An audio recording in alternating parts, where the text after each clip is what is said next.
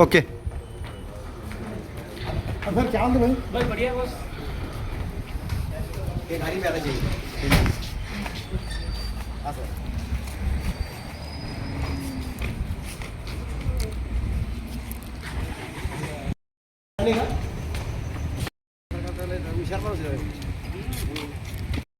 थोडं ते नाही थोपलं त्याच्यानं ते लांब लांब तिरके पाहिजे नाही तसंच करते ते एवढं बहुत चुकलं तर डबल करा.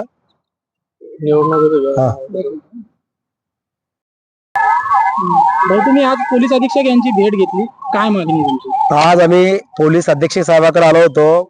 माता रमाई आंबेडकर जयंती साजरी होत आहे आणि त्या जयंतीचं परमिशन मागण्यासाठी 2-2, 3-3 दिवसापासून पोलीस स्टेशन मध्ये लोक खेड्या घालत आहे. बदनापूर तालुका असेल, जाफराबाद असेल, अंबड असेल, घनसावंगी असेल, परतूर असेल, भोकरदन असेल, जालना असेल, इथं पोलीस स्टेशन मधून त्याला दिनदाळ्या धमकी दिली जाते असते पोलिसाकडून की बाबा तुम्ही जर जयंती साजरी केली डीजे लावून तर तुमच्यावर गुन्हे दाखल होण्यात येईल. गुन्ह्याच्या धमक्या इथल्या पोलीस प्रशासनातल्या लोक देत होते. आम्ही एसपी साहेबांशी आता बोललो. आम्ही एसपी साहेबाला भेटायला आलो होतो.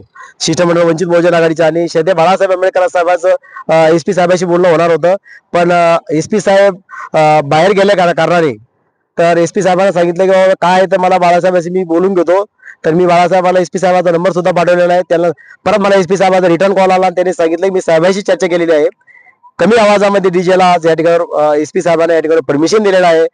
कुठल्याही पोलीस स्टेशन मध्ये आम्ही आवाहन करतो इथल्या आंबेडकरी जनतेला आणि बहुजन समाजाच्या सगळ्या जनतेला आम्ही आवाहन करतो की जे जे आंबेडकर विचारी भावनिकलीचे लोक आहे, जे आंबेडकर जयंती साजरी रमाबाई जयंती साजरी करत आहे, सगळ्या नागरिकांना आम्ही या ठिकाणी वंचित बहुजन आघाडीच्या वतीने आवाहन करतो की जिथंही कुठं डीजेवर कारवाई करण्यासाठी पोलीस प्रशासनाचे कोणी लोक येत असेल तर तुम्ही आमच्या वंचित बहुजन आघाडीशी संपर्क साधावा.